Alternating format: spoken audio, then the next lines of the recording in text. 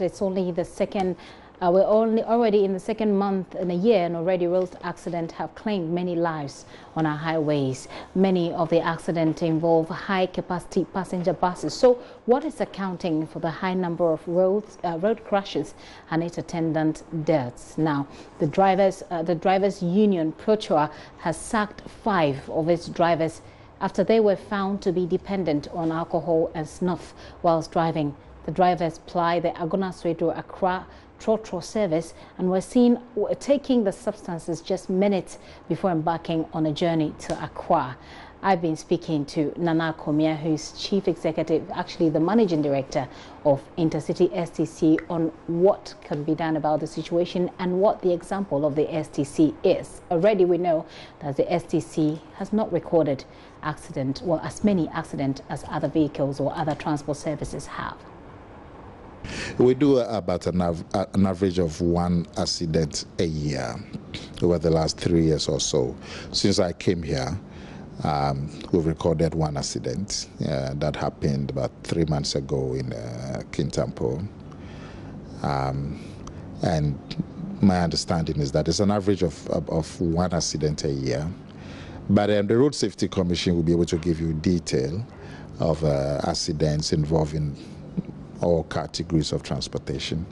But ours is an average of 1 a year. I'm hoping that we will not get any more accidents. We will stick to this average and the worst case scenario. But we're hoping that some of the new safety requirements that we are putting into place, accidents will not be part of STC's story. Right.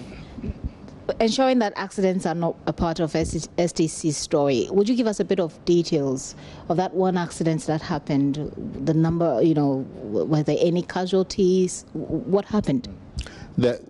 We haven't spoken to the driver involved in that accident, but he was traveling from Takrady to Wa and somewhere around Kintampo.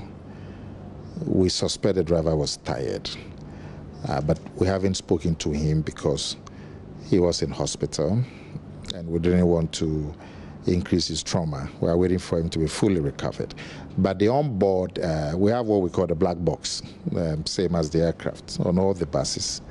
When we retrieve the black box, it also gives you conversations between the driver and the co-driver.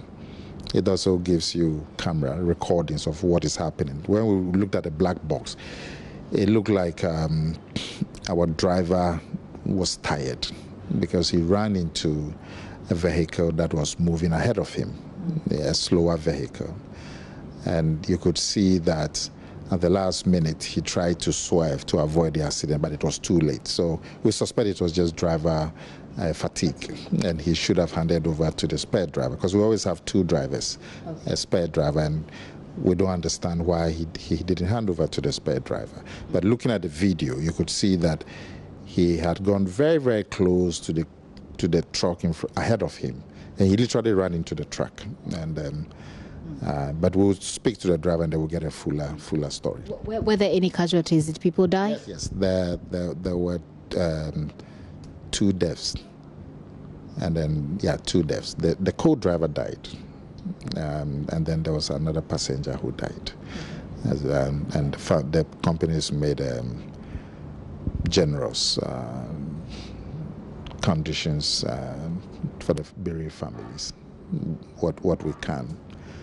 And we hope that will alleviate the plight of the bereaved families. But when it comes to safety, I think STC already has a good record when it comes to safety on the roads and also reliability.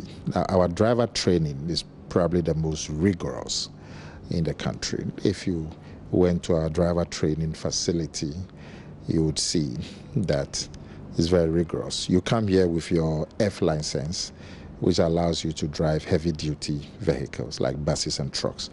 And then we also let you go to 6 months of training, rigorous training at our own driving school, even after your F license.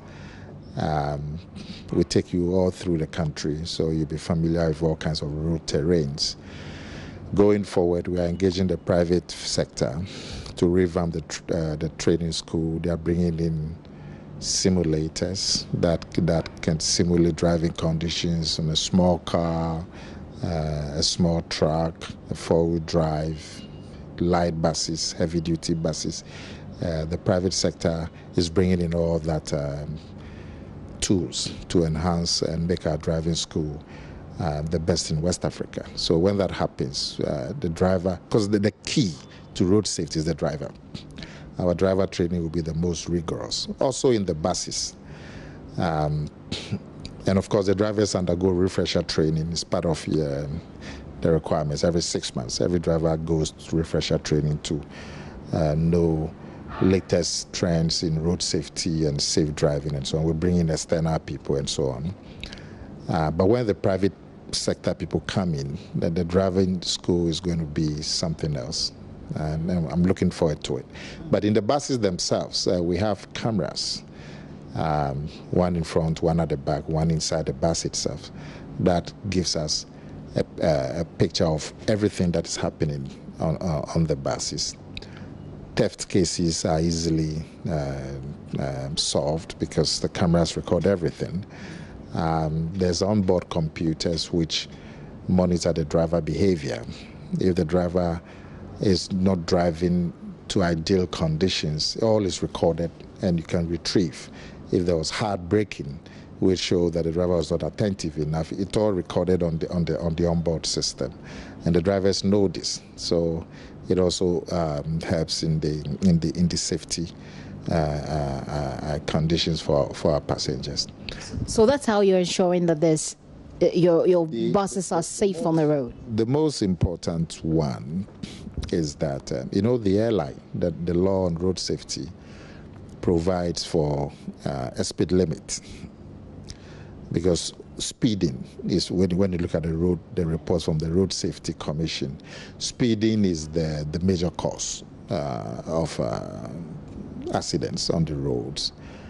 So the airline, I think it's 2180 or so, provides for a speed limit on the highways, 100 kilometers limit.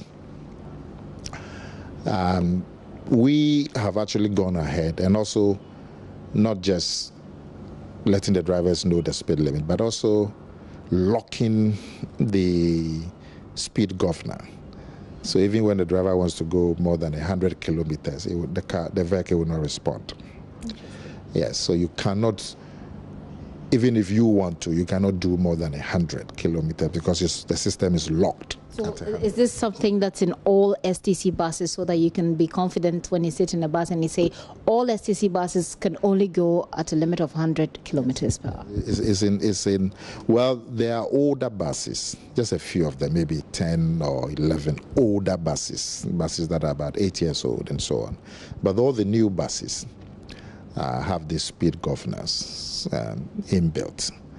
We're getting a lot of complaints from the drivers and also from passengers because it takes longer. For example, the typical Accra Kumasi journey on an STC will take 5 hours because of the speed limitation. Some of our main competitors do it in 4.5 hours and 4 hours. And so even passengers complain and the drivers also complain. We are reviewing those complaints. For example, they want the speed limitation to be removed and then to be left to their discretion. If there has to be some overtaking and you need a bit more power, you will left to their discretion. And also it's quite embarrassing when every bus is passing them overtaking them and they are stuck. They feel it's quite embarrassing. But the objective is to make people safe, isn't it? Well, but people also want to get to their destinations on time. What's the point if you want to get to your destination and you don't get there at all? Passengers only appreciate it when there are accidents and they are spared accidents. But when they see their fellow passengers getting to Kumasi in 4 hours and they are coming in 5 hours, they complain that our bus was too slow. We have complained conditions on the buses. People can write complaints and put in a suggestion box or a complaints box. And you say that after evaluating all of these that you've had, people don't seem to be happy about the speed limit that you've placed on. You know, when somebody wants to he comes into the bus at 6 a.m. and wants to get to Kumasi at 10, and he gets to Kumasi at 11, they will complain that it's slow because the other colleagues who took other buses had gotten there earlier. We tell them it's for your own safety. And is it going down well? Many people think that we should do better. So you're considering changing that system? Well, I mean, like in any enterprise, you have to keep reviewing situations and conditions as you go along. But we're having this feedback constantly, especially from passengers who complain that, yes, it was a good ride, but we stayed on the road for 5.5 hours and we wanted you to do something about it and so on. But it inures to the safety of the travel, and so it's a balance that we keep in mind. But and so we keep to the speed limit. That's what the law provides. But more importantly, we don't even leave it to the discretion of the driver. The speed governor is locked at 100 kilometers. So if you at 100, it will not respond. And so the driver is forced to do not more than 100, which is a very good condition for. And we see some of the other transport companies, and sometimes the speed that they travel, you would think they wanted to go and were chasing after the devil and all of that. Does the STC, for example, has any sort of oversight responsibility over these private transport companies? And are you able to, trickle down some of your strategies that's reducing accident on the road, for example, to these private companies? No, before I even go to that, I also must mention that we normally have police escorts in our buses, especially the ones that travel long distance, and the ones that travel in the night. There's usually a police escort. Armed police escort is a collaboration that we have with the Ghana police. Also in our new buses, the front glasses are bulletproof to afford the driver another degree of safety and so on. As for enforcing the regulation, we cannot be the enforcement agency. Not necessarily enforcement agency, Nana, but your part of the requirement of the state transport company was to provide vehicle evaluation, maintenance and testing and vehicle driver training. And that's why I was trying to find out the role of the STC when it comes to the other vehicle transport companies. Overspeeding and unsafe driving is the duty of the police to enforce the law. So the law on overspeeding, the law on safe driving are the duty of the police. There's a provision that public sector drivers should be trained by STC. But to be able to enforce that provision, we need to revamp our training. And I had mentioned to you earlier that we are engaging the private sector. We've got about 2 or 3 proposals of private people wanting to come in and do a PPP with us, or a BOT with us. And the proposals are really exciting. They are going to bring in very modern equipment, particularly simulators, for all categories of driving. And when that happens, I would like you to come and check out our driving school. Multimedia will bring all their drivers here to be trained. But then when we finish that, then we can have the regulatory authorities enforce the provision that public sector drivers should be trained by STC, same as they are required to do for the vehicle valuation. Even the valuation department, we've invited private sector to come in. They're going to bring in sophisticated equipment so that the human factor is reduced in valuation of vehicles. Then we can take on more valuation work and so on. So we are quite excited about the very near future for the company. But we cannot enforce traffic road safety provisions. Well, not necessarily enforcing them, but helping other transport companies so that the Ghanaian will be safe on the road. When there are workshops and so on, we go and talk about our expertise and what we are doing and hope that the other transport companies would take a cue. But it would be too much to ask us to go and enforce road traffic regulations. We'll continue the discussion on safety on our roads. I'm taking a very quick break.